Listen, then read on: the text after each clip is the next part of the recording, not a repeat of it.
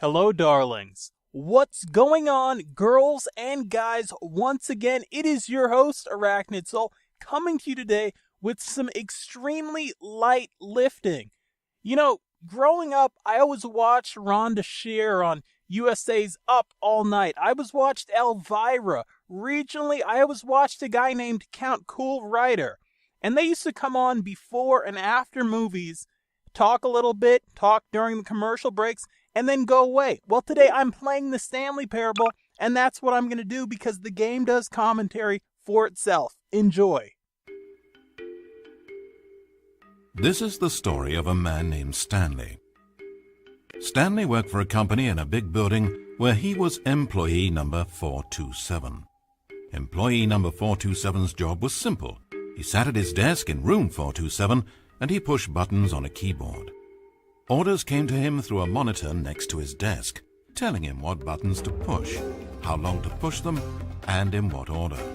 This is what employee 427 did every day of every month of every year. And although others might have considered it soul-rending, Stanley relished every moment that the orders came in, as though he had been made exactly for this job. And Stanley was happy.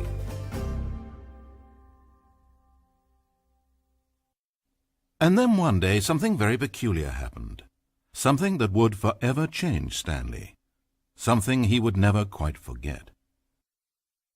He had been at his desk for nearly an hour when he realized that not one single order had arrived on a monitor for him to follow.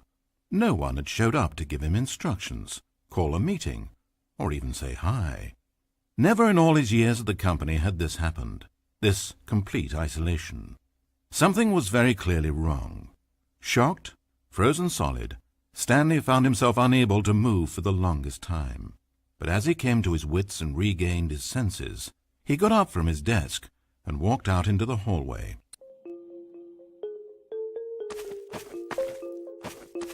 Stanley decided to go to the staff lounge to check on his co-workers. He never functioned well by himself and constantly needed support and guidance from others, so the thought of total solitude was terrifying to him. When Stanley came to a set of two open doors, he entered the door on his left. This was not the correct way to the employee lounge, and Stanley knew it perfectly well, so he turned left at the first open door and walked back in the right direction. And like that, he was back on track.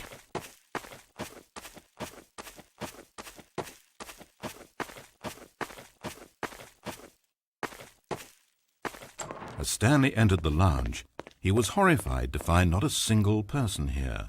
He decided he would walk up to see his boss, hoping that he would find an answer there.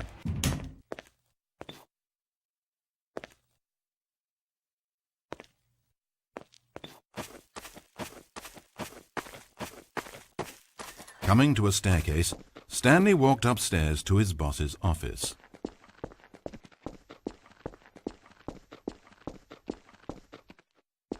But Stanley just couldn't do it.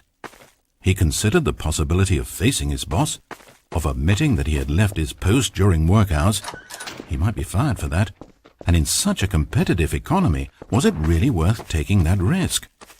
All because he believed everyone had disappeared? His boss would think he was crazy. And then something occurred to Stanley.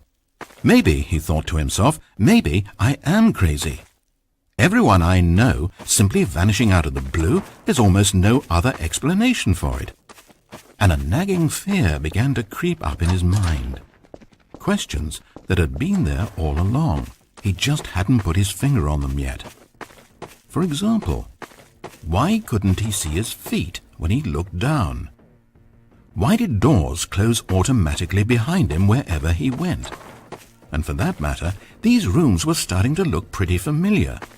Was he just walking around in circles? Where am I, he thought.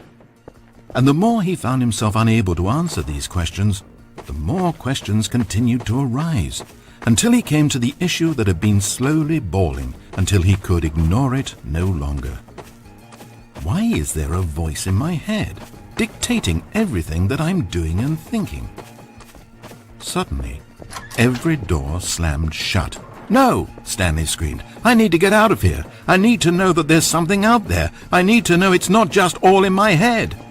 And he screamed and clutched at his skull as the voice grew harsher and the music in the background rose higher and higher. And then, moments before collapsing to the ground, Stanley clenched his fists and screamed to anyone who might be listening, "I'm not real! I'm not real! Don't believe any of it! None of it's real!" And then everything went black.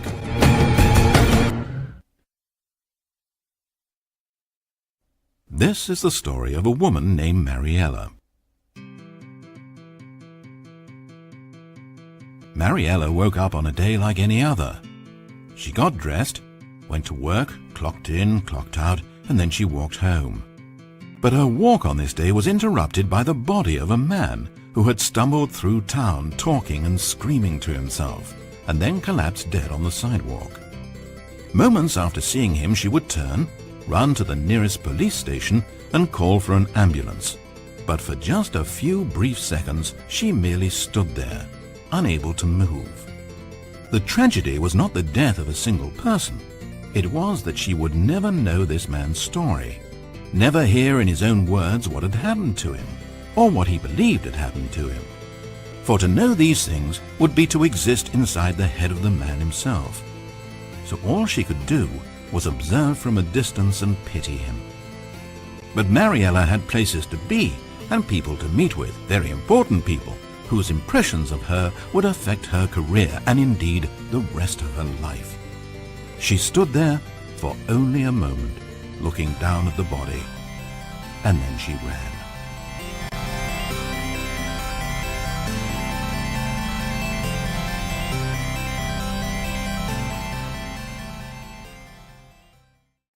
So that was pretty easy.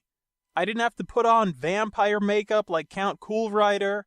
I didn't have to wear a push-up bra like Elvira. Show up at the beginning, show up at the end, let the people enjoy what's in the middle.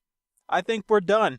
Anyway, guys and girls, once again, it has been your host, Arachnid Soul, intellectual, voracious, and passionate about the Stanley Parable. As always, follow me on Twitter, @Arachnid Soul. Like, comment, subscribe. I want to hear from you, and I will catch you all later.